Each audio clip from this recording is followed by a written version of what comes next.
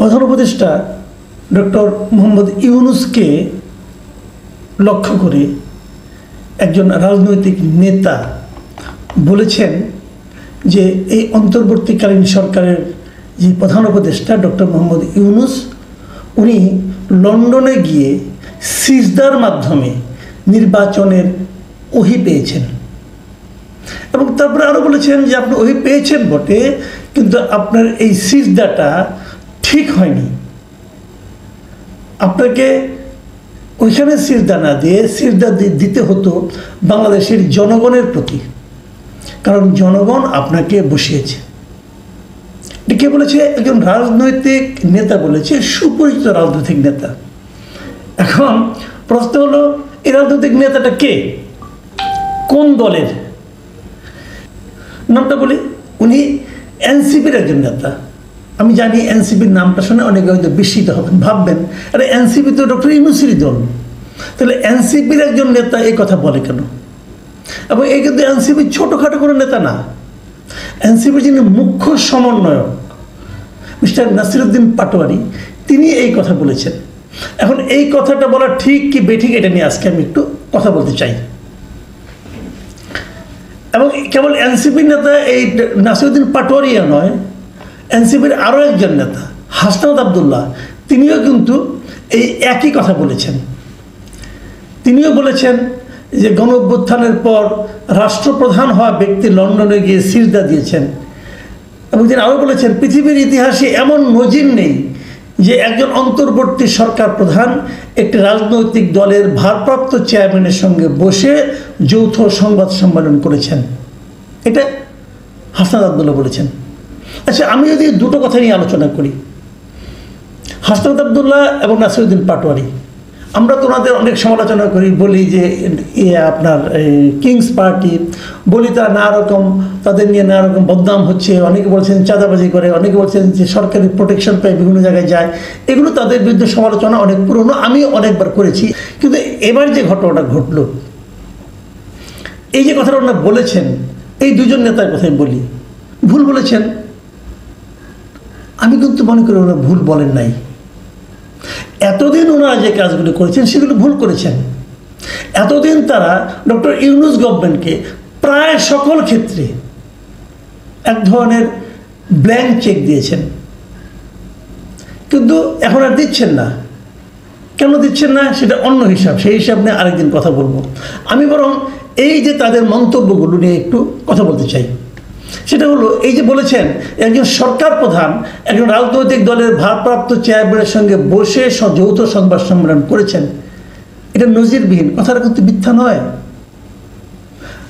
হ্যাঁ, তারেক রহমান অবশ্যই বড় নেতা, কিন্তু ওনার সঙ্গে যে ডক্টর ইউনূসকে দেখা করতে হবে কেন? এটা বেসিক। দেখেন, তারেক রহমান তো আমারও নেতা, আমি হয়তো যারা বিএনপি করেন সবারই নেতা, দেশের নেতা উনি, কোনো সন্দেহ নেই এতে। কিন্তু ক্ষমতায় তো আমরা তারেক রহমানকে বসাইনি, আমরা ক্ষমতায় বসেছি ডক্টর ইউনূসকে। তো ডক্টর ইউনূস তো ওনার ওইটা রাখবেন। উনি কি বাংলাদেশে থাকতে কখনো কোনো রাজনৈতিক দলের অফিসে যান, যে কথা বলেন? যদি এরকম হতো যে উনি সবার সঙ্গে দেখা করেন, যে কথা বলেন, আমি এটাকে মেনে নিতে পারতাম। হ্যাঁ ঠিক আছে, ওনার তো এটা টাইপ, উনি এরকম করেন, সবার সঙ্গে একটা আন্তরিক ভঙ্গিতে কথা বলেন, তা তো বলেন না। তো ওখানে যে, এবং আরও বড় কথা, এই মিটিংটা কিন্তু অনুষ্ঠিত হয়েছে ডক্টর ইউনূসের আগ্রহে, এবং ডক্টর ইউনূসের পক্ষ থেকে, সরকারের পক্ষ থেকে মিটিংটার কথা প্রথম বিএনপিকে বলা হয়েছিল। তারপরে মিটিংয়ের মধ্যে কি হয়েছে না হয়েছে সেটা অন্য আলাপ। এবং আমি নিজেও বলেছি যে এই মিটিংয়ে আসলে সরকারের অন্য একটা উদ্দেশ্য ছিল। সেই উদ্দেশ্যটা কী সেটা আমি তখন বলেছি, তখন মনে হয়েছিল বলেছি। পরে দেখা গেছে সে যা বলেছিলাম তার পুরোটা সত্য হয়নি, সেখানে আমার প্রেডিকশন ভুল হয়েছে। হতেই পারে, আমি তো মানুষের ভাই, আমি তো জ্যোতিষ না, তাই না? আমি যেরকম ভেবেছি সেরকম বলেছি, আমার কথা যুক্তি দিয়ে বলেছি। কিন্তু প্রশ্নটা হলো, এরকম হয় কি না, এটা ঠিক হয়নি। যদি এমন হতো ডক্টর ইউনূস তারেক রহমানকে বলতেন যে আপনি দেশে আসেন, আপনার সঙ্গে একটা মিটিং করবো, তাহলে সেটা হতো সবচেয়ে শোভন, সবচেয়ে ভালো, যেটা উনি অন্য অন্য পলিটিক্যাল পার্টির জন্য করে থাকেন। কিন্তু এখানে তা হয়নি। এটা দিক দিয়ে ঠিক আছে। আচ্ছা, এবার আসার আরেকটা কথা বলি, যে আমাদের নাসিরউদ্দিন পাটোয়ারি কী বলেছেন, পাটোয়ারি কথাটা একটু শুনি আমরা। পাটোয়ারি সাহেব বলেছেন, বাংলাদেশের মানুষ আমাদের নোবেল লরিয়েট ইউনূস স্যারের চোখে পড়ে না, ওনাকে লন্ডন যেতে হয়। তিনি লন্ডনে গিয়ে সিজদা দিয়েছেন, সিজদার মাধ্যমে ওহির মাধ্যমে উনি আদেশ পেয়েছেন, সেটা একটা প্রেস রিলিজের মাধ্যমে জানিয়েছেন বাংলাদেশে ফেব্রুয়ারিতে নির্বাচন হতে হবে এই সংবিধানের অধীনে। কিন্তু আপনার সিজদা তো ঠিক হয়নি, আপনার সিজদা দিতে হবে বাংলাদেশের জনগণের প্রতি, কারণ জনগণ আপনাকে বসিয়েছে, সেই সিজদার মাধ্যমে আপনি সঠিক দিক নির্দেশনা পাবেন। এই কথাতে বলেছে, এটা আমি কিছু কথা বলি আপনাদেরকে এখানে। এক নম্বর কথা হলো, ফেব্রুয়ারিতে নির্বাচন হতে হবে, এটা কিন্তু ওই সিজদার মাধ্যমে প্রেস রিলিজে তিনি জানান নেই।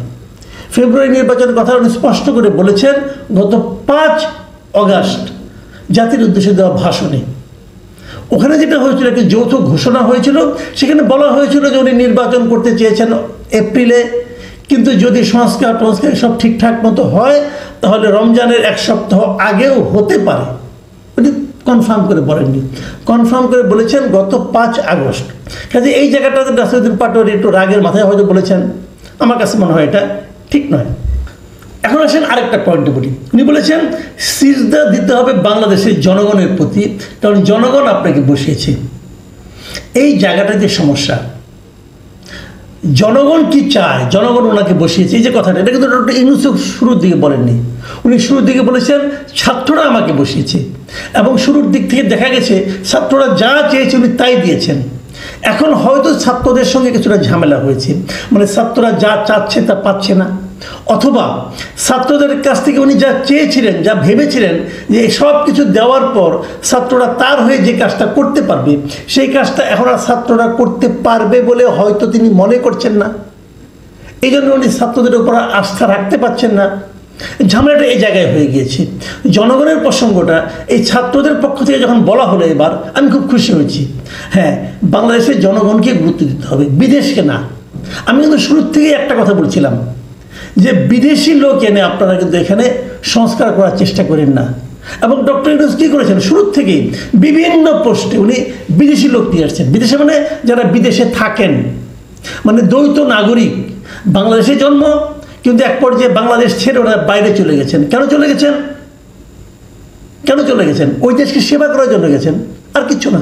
কারণ যদি সেবা না করে বাংলাদেশকে উন্নত করার জন্য, বাংলাদেশে বৈদেশিক মুদ্রা পাঠানোর জন্য যেতেন, তাহলে ওখানে যেয়ে তারা ওখানকার নাগরিকত্ব নিতেন না।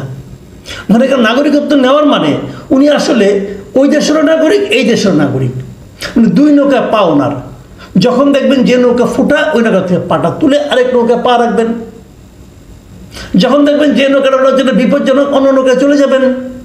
এই যে সুবিধাবাদী ক্যারেক্টার, এই ধরনের লোককে এনে উনি ওনার উপদেষ্টা, ওনার পরামর্শক, এবং সবচেয়ে বড় যে দাবিটা স্টুডেন্টদের সংস্কার, সেই সংস্কার কমিশনের মাথায় এই লোকগুলিকে বসিয়েছেন। এই প্রত্যেকটা লোক আমার বিবেচনায় সুবিধাবাদী। যে লোক নিজের দেশ ছেড়ে অন্য দেশে চলে যায়, যে ওই দেশের নাগরিকত্ব নেয়, সে লোককে আমি সুবিধাবাদী মনে করি। ভাই, আপনারা যে যাই বলেন, আমি মনে করি। দেখেন, শেখ হাসিনার আত্মীয়রা যারা দেশ ছেড়ে পালাইছে, আওয়ামী লীগের মন্ত্রীরা যারা দেশ ছেড়ে পালাইছে, সব সুবিধাবাদী। কারণ সবারই কিন্তু বিদেশের নাগরিকত্ব আছে, অথবা তার স্ত্রী নাগরিকত্ব আছে। স্ত্রী নাগরিকত্ব নিয়ে সে ওখানে বসবাস করছে, তাদের কিন্তু এই দেশে না আসলে কোনো অসুবিধা হবে না। আমরা এরকম লোক চাই না। আমরা এমন লোক চাই যে সংগ্রামে বলেন, আনন্দে বলেন, বেদনায় বলেন, শাস্তি পাওয়ার ক্ষেত্রে বলেন, দেশেই থাকবে। আমরা এরকম লোক চাই। উনি বিদেশে যে সিজদা দিয়েছেন, এক্ষেত্রেও দিয়েছেন, ও ক্ষেত্রেও দিয়েছেন। এই যে বিষয়গুলো নাসিরউদ্দিন পাটোয়ারিরা এখন বলছেন, আমার কাছে মনে হচ্ছে যে ওনারা এতদিনে লাইনে আসতেছেন। ওনারাও যদি, আমি নাগরিক কমিটিকে বলবো, ওনারাও যদি শুরু থেকে ডক্টর ইউনূসের পারপাস সার্ভ করার কথা চিন্তা না করে দেশের মানুষের পারপাস সার্ভ করার কথা চিন্তা করতেন, তাহলে তারা আরও অনেক দূর এগিয়ে যেতে পারতেন বলে আমি মনে করি। ওনারা তা করেননি। ওনারা ভেবেছেন আমাদের মাথার উপরে ইউনূস আছে, আমার আর কী লাগে, কারণ আমরাই ওনার এমপ্লয়ার, আমরা যা চাবো তাই পাবো। পেয়েছেন, অনেকবার পেয়েছেন, এখন আর পাচ্ছেন না। কারণ ডক্টর ইউনূসেরও নিজের একটা হিসাব আছে। বিএনপির যেমন হিসাব আছে, এনসিপির যেমন হিসাব আছে, ইউনূস সাহেবের একটা হিসাব আছে। সেই হিসাবে এনসিপি এখন সৎ সন্তানের ভূমিকায় চলে এসেছে। কাজে সৎ সন্তান এখানে আপন সন্তানের দিকে উনি ঝুঁকবেন, এটাই তো স্বাভাবিক, হচ্ছে ওইটা। এখন ভাই মন খারাপ করে কোনো লাভ নাই। তবে আমি মনে করি এখনও সময় আছে। আপনাদের এই যে দাবিগুলো, এই দাবিগুলো কিন্তু ভ্যালিডিটি আছে, আপনারা কিন্তু দাবিগুলো করতেই পারেন, এবং এই দাবিগুলো নিয়ে আপনারা যদি অগ্রসর হন, আমি মনে করি যদি ঠিকঠাক মতো অগ্রসর হন, এবং ঠিক লোককে নিয়ে অগ্রসর হতে হবে, কিন্তু ওই চোরটাকে নিয়ে গেলে অগ্রসর হবে না। যে জিনিসটা নাকি বলেছেন, হাসনাত আব্দুল্লাহ বলেছেন যে কেউ যদি প্রমাণ করতে পারে আমি বা আমার সহযোদ্ধারা দুর্নীতি করেছি, আমরা রাজনীতি থেকে সরে দাঁড়াবো, ব্যবসায়ীদের কাছ থেকে টাকা নেওয়ার অভিযোগ সম্পূর্ণ মিথ্যা। এই যে কথাটা বলেছেন না, আমি হাসনাত আব্দুল্লাহকে বলবো, ভাই আর একটু কেয়ারফুল হয়ে বলেন। এই কারণে বলেন, আপনি আপনার কথা বলতে পারেন যে আমি করিনি, আমি আমার কথা বলতে পারি আমি করিনি, আমি কিন্তু আমার ভাইয়ের কথা বলতে পারবো না, এবং আমি আমার সন্তানের কথা বলতে পারবো না, আমি জানি না সে কী করেছে। কিন্তু সহযোদ্ধাদের দায়িত্ব নিয়েন না ভাই, নিয়েন না। শুনেন, যদি ব্যবসায়ীদের কাছে চাঁদা নিয়ে থাকেন, কার কাছে নিছেন? ব্যবসায়ীদের কাছ থেকে। ব্যবসায়ীদের চিনেন? ব্যবসায়ীদের চিনেন? এরা মুহূর্তের মধ্যে চোখ উল্টে দেয় খালি টাকার জন্য। ধরেন আপনি চাঁদা চেয়েছেন, আপনাকে চাঁদা দিয়েছে, খুব ভালো ভালো সম্পর্ক। যেই বুঝবেন আপনার পাওয়ার লেস হয়ে গেছেন, যেই বুঝবেন আপনার পাওয়ার একটু কমে গেছে, ওই জায়গায় আরেক জায়গায় যে বলে দিবে এই ওদেরকে টাকা দিলাম, হয়তো আপনাকে 10 টাকা দিছে, বলবে ওদের 110 টাকা দিলাম। চিনেন ব্যবসায়ীদের? এরা হলো সেই ব্যবসায়ী যারা নাকি হাসিনাকে বলেছিল তার সঙ্গে জীবনেও আছে, মরণেও আছে, কবরেও যাবে নাকি। তাদের বিরুদ্ধে আপনি কী করতে পারছেন? কিচ্ছু করতে পারেন নাই। বিএনপি বরং তাদের লোক দিয়ে ওই ব্যবসায়ীকে রক্ষা করার জন্য প্রজেক্ট হাতে নিয়েছে, তাও তো ফেরাতে পারেন নাই, ওইটাও তো এক্সপোজ করতে পারেন নাই। বড় কঠিন ভাই রাজনীতি করতে আসছে, রাজনীতির মাঠ বড় কঠিন। তারপরে বলবো আপনারা এনার্জেটিক ইয়াং কাজে লাগান, সবার দায়িত্ব নিয়ে না মিস্টার হাসনাত আব্দুল্লাহ, তাহলে কিন্তু ধরা খেয়ে যাবেন। 15 আগস্ট নিয়ে আমার জীবদ্দশায় যে নাটকগুলো আমি দেখেছি সেগুলো নিয়ে একটু কথা বলতে চাই। নাটকগুলি কী ছিল? আমি যখন প্রথম সাংবাদিকতা শুরু করি তখন ছিল এরশাদের আমল, 1988, এবং তখন এটা নিয়ে তেমন কোনো মাতামাতি হতো না এবং তেমন কোনো বাধা দেওয়াও হতো না। তারপরে আমি দেখেছি বিএনপি যখন ক্ষমতায় এলো তারা এই 15 আগস্টকে তেমন গুরুত্ব দিত না, গুরুত্ব বলতে কোনো গুরুত্বই দিত না, কিন্তু তাদের শাসন আমলে আওয়ামী লীগ দলীয়ভাবে 15 আগস্ট পালন করত, বিএনপি কোনো বাধাও দিত না। এক পর্যায়ে দেখলাম, একদম শুরুতেই নয়, তারা তো 91 ক্ষমতায় আসলো, এক পর্যায়ে দেখলাম যে 15 আগস্ট প্রধানমন্ত্রী বেগম খালেদা জিয়ার নাকি জন্মদিন, এবং উনি এইটার জন্মদিন পালন করা শুরু করলেন। এটা কিন্তু উনি প্রাইম মিনিস্টার হওয়ার আগে কোনো দিন 15 আগস্ট ওনাকে জন্মদিন পালন করতে আমরা দেখিনি, আমার মনে পড়ে না। হয়তো তখন জন্মদিন পালনই করতেন না, আমি বলতে পারবো না, অথবা ওনার কিন্তু আমি অন্য কোনো দিবসে জন্মদিন হয়েছে সেটাও দেখিনি, এটাও ঠিক। তো উনি প্রধানমন্ত্রী হওয়ার পরও জন্মদিন পালন হতে থাকলো, পাশাপাশি ওনার জন্মদিনও পালিত হতো, পাশাপাশি আওয়ামী লীগের পক্ষ থেকে ওনাদের যে দলের প্রতিষ্ঠাতা বঙ্গবন্ধু শেখ মুজিবুর রহমান, ওনার মৃত্যুবার্ষিকী পালিত হতো। এরপর যখন আওয়ামী লীগ ক্ষমতায় এলো 1996 সালে, তখন তারা এটাকে এই 15 আগস্টকে জাতীয় শোক দিবস ঘোষণা করলো, এবং তখন রাষ্ট্রীয়ভাবে এই দিবসটা পালিত হতে শুরু করলো। আবার যখন 2001 সালে বিএনপি ক্ষমতায় এলো, তারা এটাকে জাতীয় শোক দিবস হিসেবে বাতিল করে দিল। তখন বেগম খালেদা জিয়া জন্মদিবসটা বেশ ঘটা করে পালিত হতে শুরু করলো। আওয়ামী লীগ তখনও তাদের মতো করে 15 আগস্ট দলীয়ভাবে পালন করত, কোনো সমস্যা ছিল না। 2009 যখন থেকে আওয়ামী লীগ ক্ষমতায় আসলো আবার, এবার তারা কী করলো?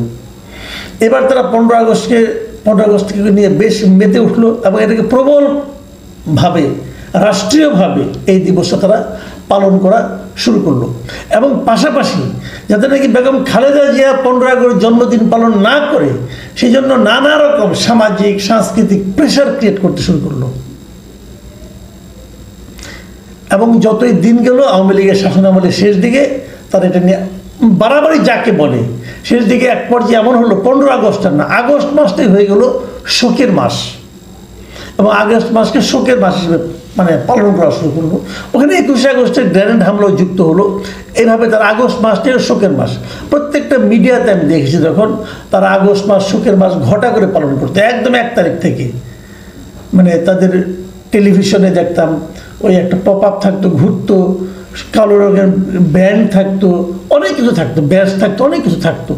পত্রিকাগুলো তাই করলো, পত্রিকাগুলো ওরকম কালো রঙের ব্যাস বের করতো। মানে কে কার চেয়ে বেশি শোক প্রকাশ করে তার একটা কম্পিটিশন তখন আমি দেখেছি। আমি নিজেও তখন একটা মিডিয়াতে চাকরি করতাম, এই দীর্ঘ সময় তো আমি মিডিয়াতে ছিলাম, তা আমি সবে আমার চোখের সামনে ঘটেছে দেখেছি। গত বছরের 5 তারিখে, গত বছরের অগাস্টের 5 তারিখে যেই মাত্র না আওয়ামী লীগ সরকারের পতন ঘটলো, শেখ হাসিনা ভারত চলে গেলেন, আওয়ামী লীগ সরকারের নেতৃবৃন্দ যারা সবাই পালিয়ে গেলেন, নতুন একটা গণ আন্দোলনের মাধ্যমে নতুন একটা সরকার আসলো, তার দায়িত্ব নেওয়ার 8 তারিখে সরকার দায়িত্ব নিল। দায়িত্ব নেওয়ার পরের সপ্তাহেই তো 15 আগস্ট।